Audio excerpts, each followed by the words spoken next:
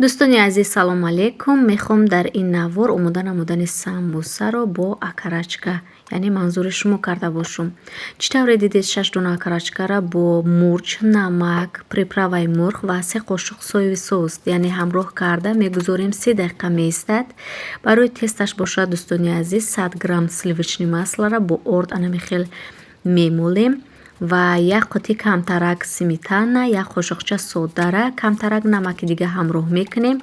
Ҳамаша хуб омехта карда, яъне як тестаи мулоима ки хушрӯвак мешӯрем ва мегузорем тестамонам 5 дақиқа рӯ мегира ва ба зуволачаҳо тақсим мекунем. Дӯстони азиз, ман ба 6 зуволача яъне тақсим мекунам, вобаста аз ҳамун яъне акарачкаи шумо аст.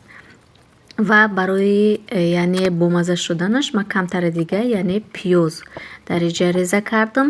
Шумо метавонед помидор яъне болгариям мувофиқи табу завқтон яъне омода кунед, ҳамроҳ кунед дар тесташ.